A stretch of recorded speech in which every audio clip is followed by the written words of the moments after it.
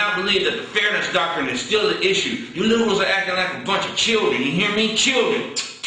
Despite all the mediums that you have, newspapers, magazines, TV, movies, FM radio, you liberals are threatened by AM talk radio. Man, that's like Evander Holyfield peeing on himself because a bean landed on him. You're threatened by the very thing you claim to love so much, free speech. Let me tell you something, it ain't freedom of speech if you're going to have the government coming in and dictating how radio is run. And what it says about you liberals is that you are so sorry that you cannot produce a radio show that people want to listen to it, so you go crying to the government about it to force other people to listen to what you have to say. As if your ideology isn't shoved down our throat enough with all the other mediums that you have. Liberals are so afraid of being ruled by the ideology of the religious majority, but fail to see that it's them pushing their ideology onto us. How are we Christian conservatives trying to push our ideology onto you? We don't go to the government telling them that they gotta force Hollywood to make movies from our point of view. The only ones keeping you off the radio airwaves is yourselves because your ideology sucks. Strip away all the music and the laser beams and the girls with the big boobies tumbling out of their shirts. Strip away all the bling bling and all the other stuff you use to hypnotize the masses. And what people will find underneath is your sorry, unredeeming ideology.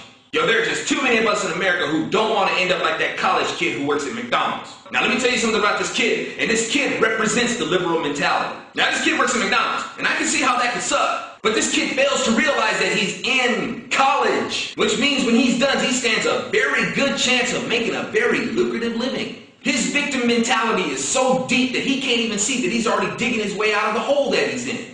He's still dependent on somebody to come in and rescue him. I mean, what are you going to college for, man? What's your major? To become a professional victim? Liberals. Crybabies. If you're living in your car, that sucks. You're still better off than some people. Put that car to work. I've lived out of my car too. Scratch yourself up some insurance and get yourself a job as a delivery person. I did. I've delivered pizzas, newspaper. I got fired because I sucked at it, but hey, I tried to put my car to work though. Y'all, I know it's hard. I know it is. But it's much harder if you wait for the government to do it for you. And not only that, when you're waiting for the government to do for you, it makes it harder for everybody else. We got liberals always saying that we should look out for our neighbor, and I agree.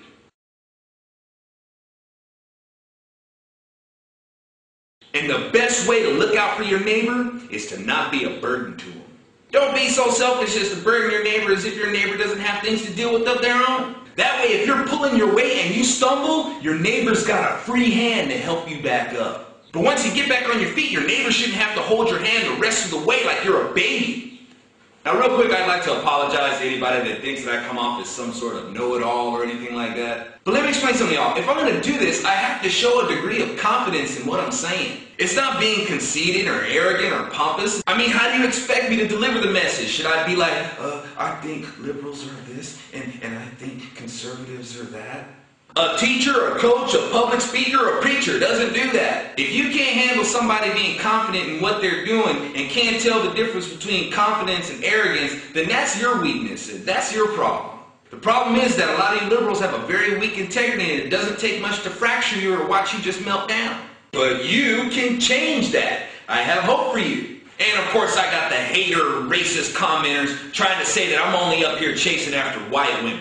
Man, I am not on here chasing after white women. And if you look at my comments a little bit closer, you'd see that it's white women chasing after me.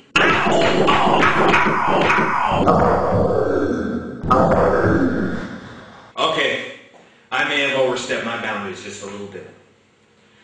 I am not emailing your shoes back. I was talking to this one liberal who said that the American government should make sure that the American people have a bottom. The government should make sure that no American is homeless and without food. Man, that sounds great, don't it? Do you realize how many people would just sit back and suck off the system if that's the way we were set up? We've got plenty of Americans pretty much doing that already. Works great for the economy, doesn't it? Because no matter what, y'all, somebody has to pay for that bottom. And if you are among those people who are still working and paying for that bottom, I don't care how much you love your job, I don't care how strong your work ethic is, you're going to see those taxes coming up out of your check to pay for that bottom, and you're going to be like, you know what, screw this. You are going to get sick of people. You are going to get sick of these people who are sucking off the system. That system that is sucking off your labor. This ain't no theory, this happens. Russia's a prime example. If the government wants to fix the economy, they need to cut taxes and stop spending money they don't have. You want to know one of the reasons why the government hardly has any money? Because you hardly have any money. Want to know one of the reasons why you hardly have any money? Because the government keeps taking your money and vaporizing it. Evaporative economics, y'all, I'm telling you. Ain't too many places where you see that money being put to good use. Our police, fire department, and military are good examples of our money being put to good use. But as far as the military goes, that kind of stops at the VA, don't it? Our government won't even stretch itself to hook up America's finest with the finest healthcare. So what makes you think that the government's got quality healthcare coming for you? Now, in terms of the stimulus, man, I ain't gonna pretend like I understand this whole stimulus thing. See, when they get into talking about things like, if you made this much per year, we're gonna credit this much back to you. Hold on. What do you mean credit back to me? Oh, you mean that money that you shouldn't have been taking from me in the first place? Sure, you can give us that credit if you want to. It ain't gonna go that far since gas prices are going back up. And since you liberals won't let us drill for our own oil, we're always gonna go through that. And as those gas prices go up, everything else is gonna go up with it. So tell me, how far do you think your little stimulus is gonna go? You want a real stimulus plan? You cut taxes, you knock off the crazy spending, and you drill on American soil. It ain't gonna take 10 years to get the oil. You guys said that 10 years ago. Had we done it then, we'd have the oil now. If anything, the main thing that would cause it to take long is you liberals stepping in the way with litigation. Oil will be our cheapest and most efficient way to get our economy back on track. The majority of things that run our country are ready rigged to run on petroleum power. And because plastic and rubber are byproducts of petroleum, that brings down the cost of a lot of other things. You want to bring hospital costs down? Great, so do I. You know how we can do that? Drilling for our own oil will help. Hospitals use a lot of plastic. Now, George Bush is accused of doing stuff that I just don't agree with. You know, the war in Iraq was a lie and stuff like that. That stuff, nah, I've got my own disagreements with him. Bush didn't take it to the environmentalists. He should have told them, y'all need to get your silly behinds out of the way so we can go get that oil. Bang. What's worse than that, y'all, is when you got people who know that we got plenty of oil here, yet think that we went overseas to make war with somebody else to take theirs. The other thing that George Bush did wrong is that he didn't stick tight enough to his fiscal conservatism. And if you're not a fiscal conservative, then you're a fiscal liberal, and we see that that doesn't work out very well. Y'all want to talk about all this money you want to invest in wind and solar energy and whatever, and then on the other side of that you want to talk about how bad the economy is. So I'm asking you, if we ain't got no money, what money are you talking about putting into wind and solar energy? The country is already ready to run off of petroleum. Just get the oil. Please don't let these liberals tell you that we don't have enough oil. We do. Get that oil. It will play a big part in us getting our economy straight. Then we can get down to business with implementing wind power, solar power, hydrogen. We have the money then. Your ideas for alternative energy ain't bad. Just the way you're going about it is. Y'all are talking about cutting off your arm to save your finger. And the finger that you're trying to save is the one that tells the country, F you. Get that oil and nuclear power too. You liberals love Canada and France so much they implement nuclear power. How come we can't? You liberals believe that a nut job like Ahmadinejad should be allowed to have nuclear power, but frown on the U.S. putting nuclear power on the grid? Hey, while I'm thinking about it, I know I'm a little late on doing this, but I wanted to take a minute to congratulate Michael Steele. And congratulations to conservative Republicans because you're starting to understand that you have to have the right delivery person. What good is your message if you can't deliver it? By picking Michael Steele, you're showing that you're starting to understand that. Oh, I forgot. I can't support Michael Steele because I'm a self-hating black man.